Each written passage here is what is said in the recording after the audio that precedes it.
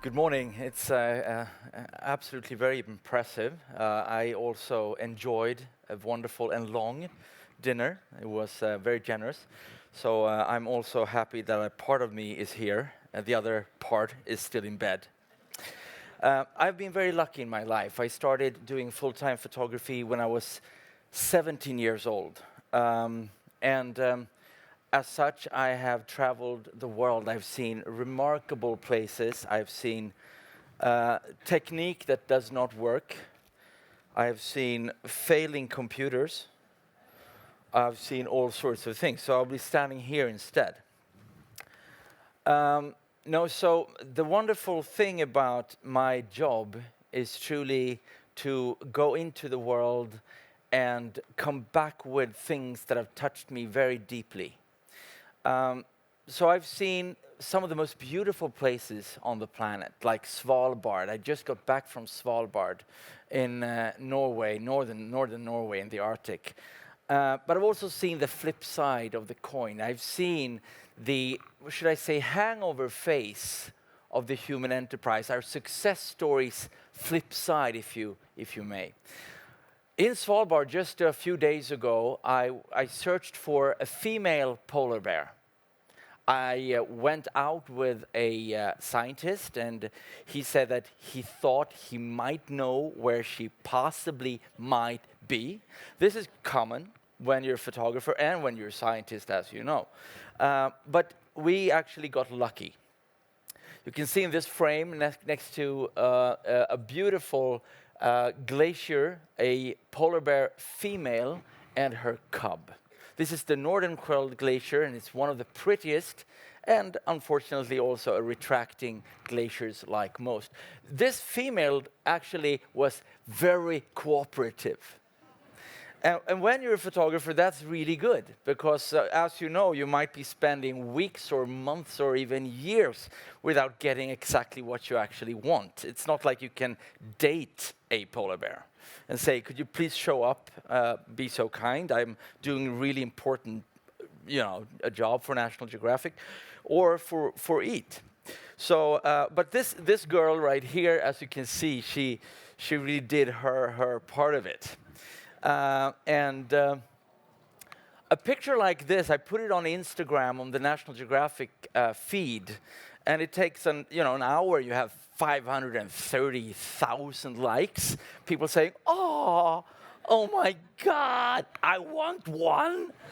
I'm not sure you want one, but what we want is definitely to have them there, because they're ambassadors for a resilient world.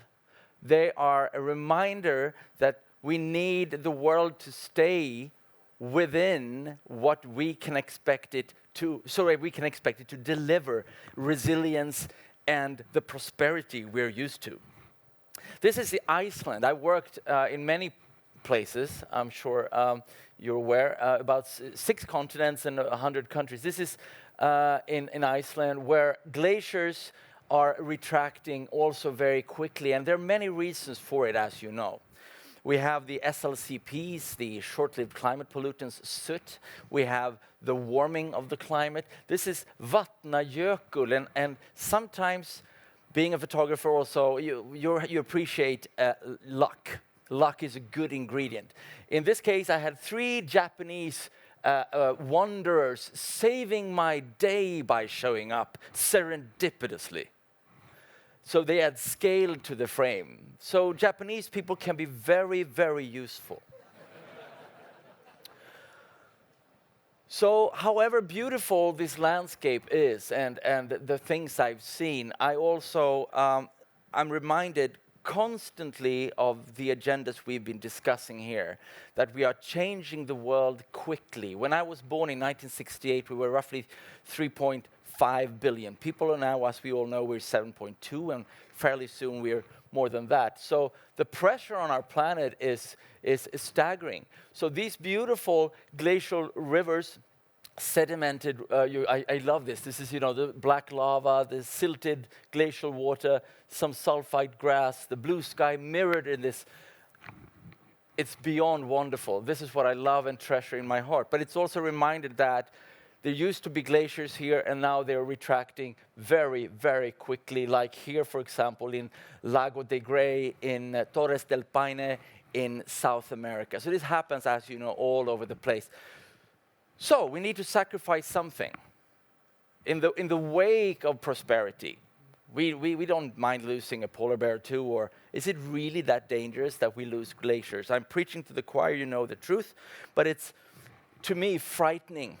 And what's also frightening, what I think we are lacking slightly on our EAT agenda, is the teleconnectivity, how everything truly is connected. Even Carl Linnaeus said that in 1750 or so, that allt hänger samman. Everything fits nicely together, is connected. So if I am in Raja Ampat in Western Papua in Indonesia, this place is actually sending invoices, or actually is correlating with the polar regions through jet winds, through the conveyor belt currents. And when we are destabilizing ecosystems, when we are losing the predictability, places like Raja Ampat, being one of the richest marine ecosystems still on planet Earth, is also risking to flip. I love these plants. This is like a Salvador Dali treatment, isn't it? But they're real. You know, Nepenthes pitcher plants, we call them carnivorous plants. It's not like you have teenagers sticking up their heads, but small flies and stuff, obviously. I just want to show you, I have too many pictures to show in my little frame, but I just have to. This is a sequence that I treasure. This is in Raja Ampat, and this hawksbill turtle came up to me and was very helpful and also cooperative. And then I had some fusiliers breaking up the frame, adding, again, scale and depth to it. 1,550 species of fish and about 700 reef-building corals can be found here. This is one, as I said, one of the richest marine ecosystems on the planet.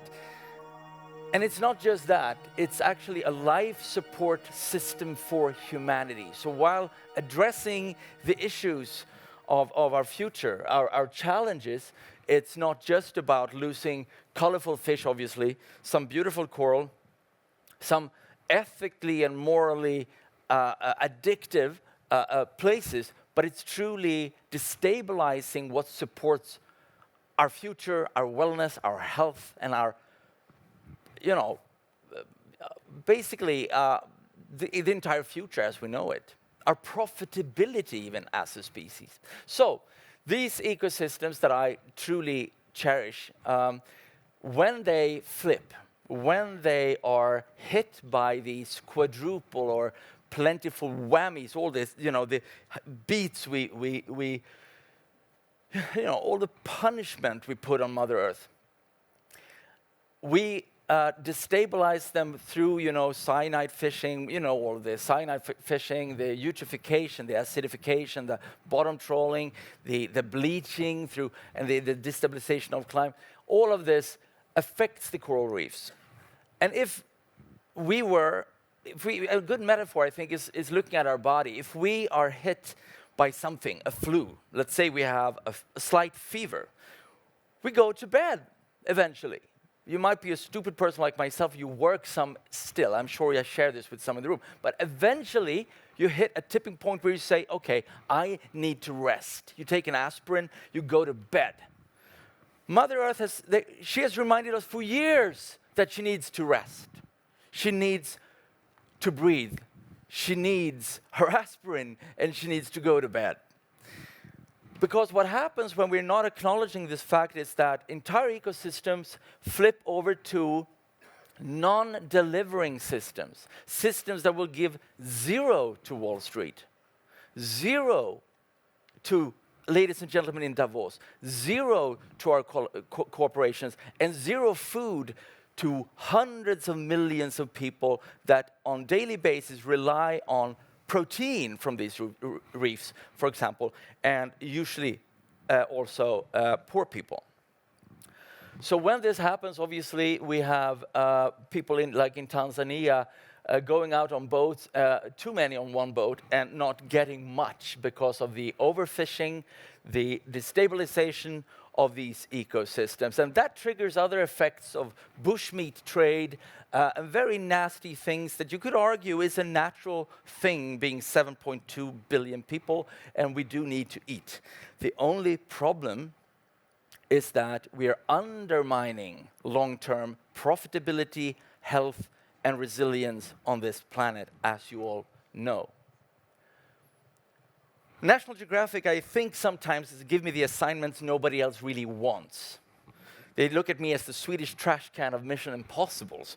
So they call me in Uppsala and say, "Hey, Mattias," and when they sound like that, you know something fishy is going on. Say, "Could you please consider going to photograph some of the deadliest snakes on the planet for us?" It's like they've asked all the really talented guys, and they said, "No, call the idiot in Sweden."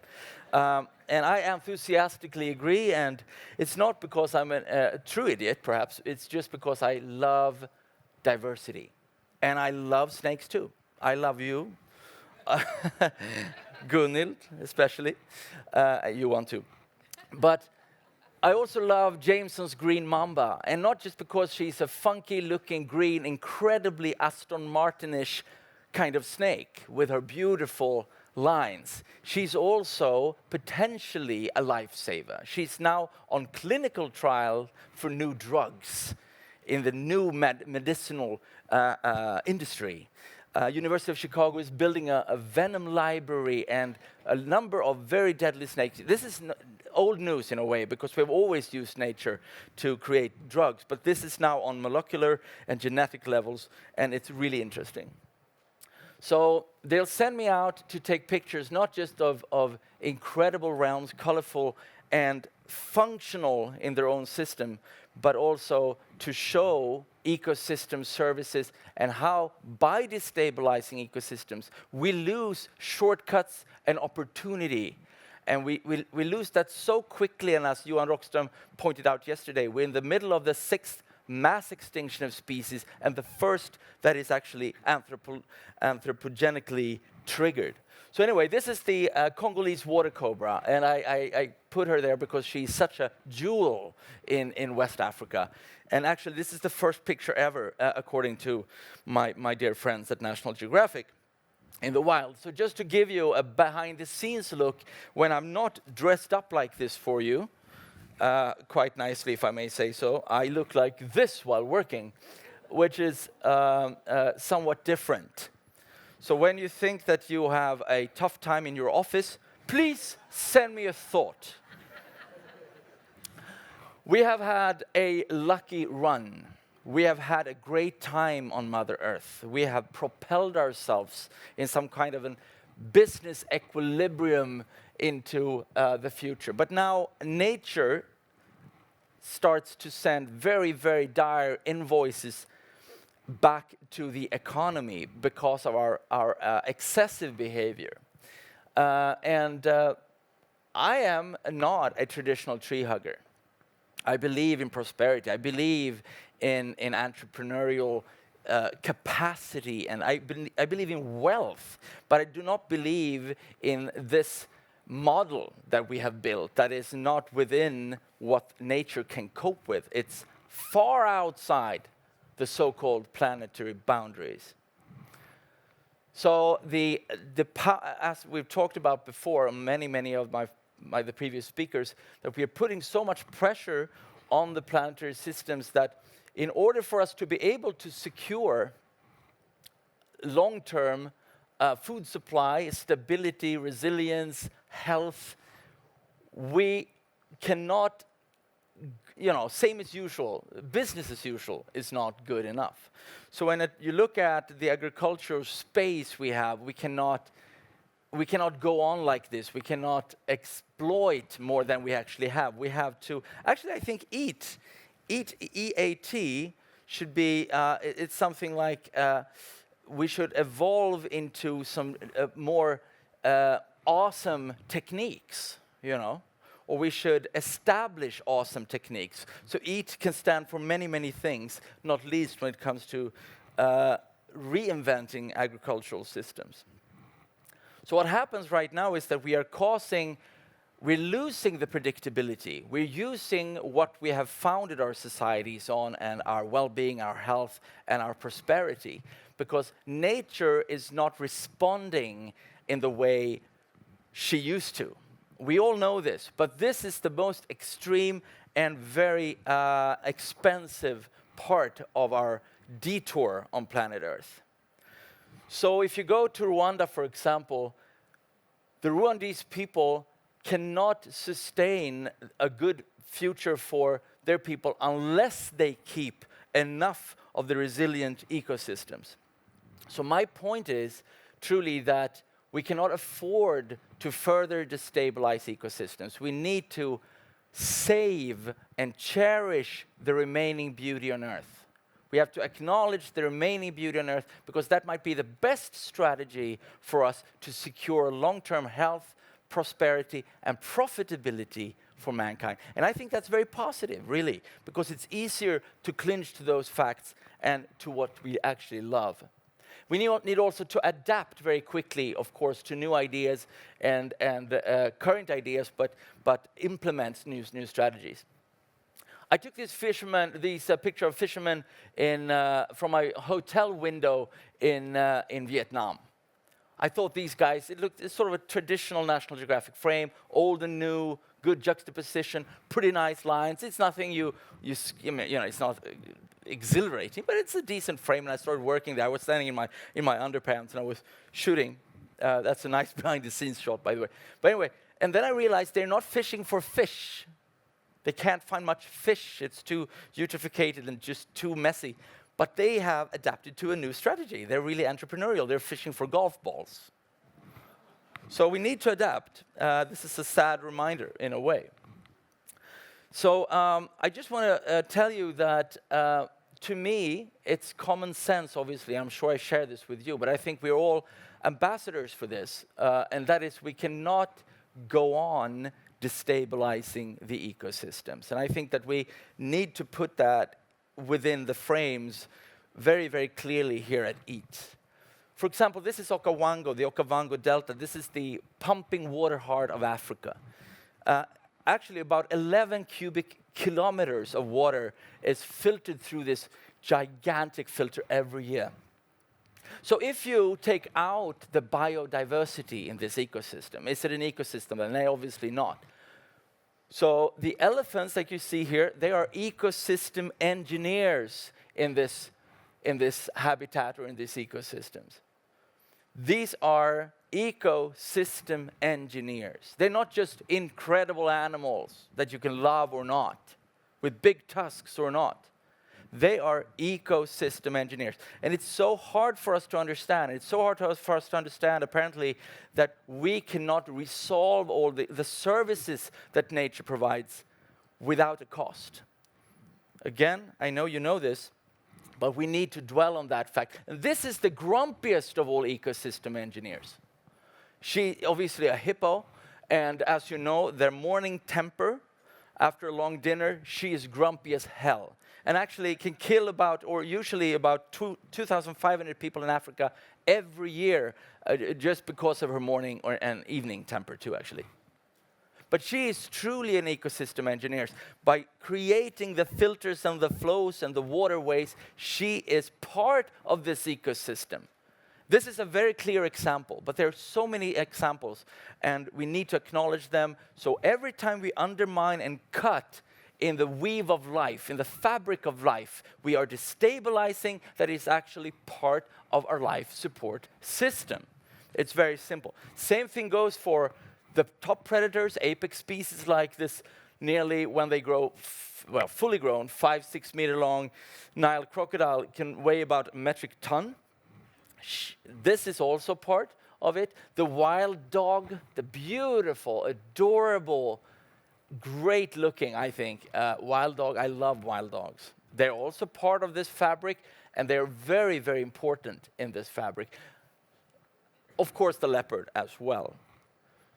So we need it to function well enough. We need to make sure that the ecosystems function well enough. And this is why it's so great to look at this lion cub and say, oh, isn't that cute? Isn't that beautiful? Isn't that an ambassador for sustainability and for the future? Yes, in a way, because we don't necessarily want to lose it if we are healthy. We want our kids and their kids to be able to enjoy it, but it's even more important.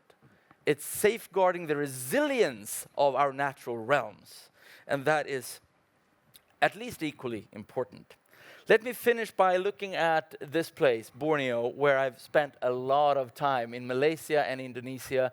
I've had many, many expeditions there. This is a great, I think it sort of sums it up a bit, because when we destabilize systems like Borneo, we're not just losing orangutans and king cobras and Argus pheasants and, proboscis monkeys, the big looks, the Dutch monkey we call it.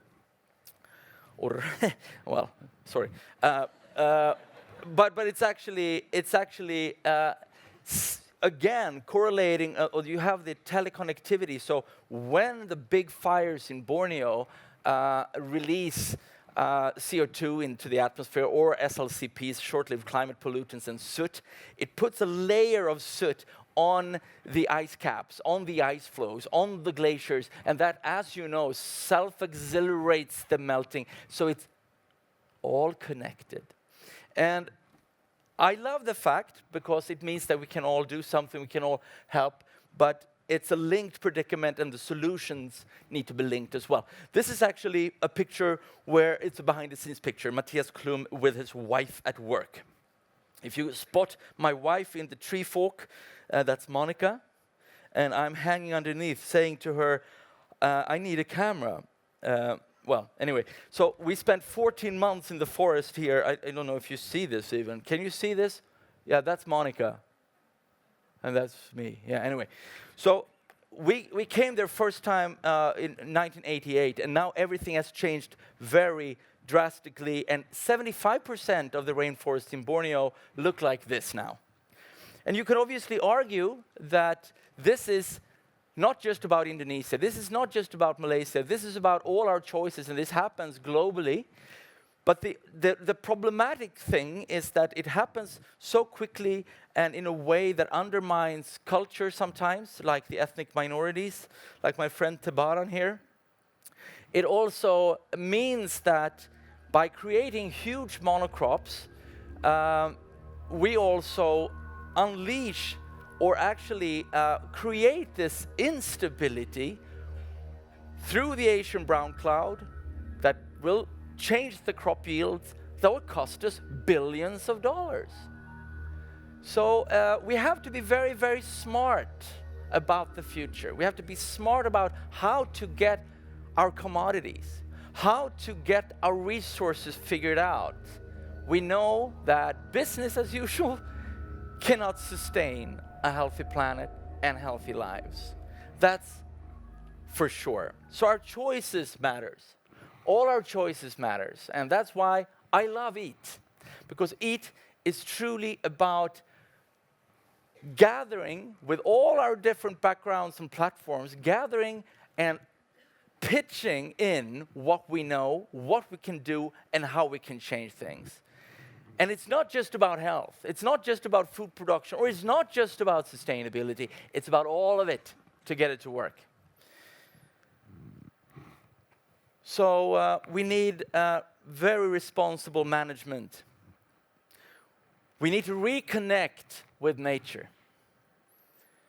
15 years from now, we might not have wild orangutans. My kids tell me, Dad, when I'm a grown-up, I want to go and learn how to dive, and I want to go to back to Raja Ampat and look at all the colorful fish. And I feel saddened by the fact that I cannot obviously promise that they will still be there. I cannot promise them that there will be tigers in India. I cannot promise them that they can wake up to the bubbling cries of the gibbons in Borneo, because we are undermining stability.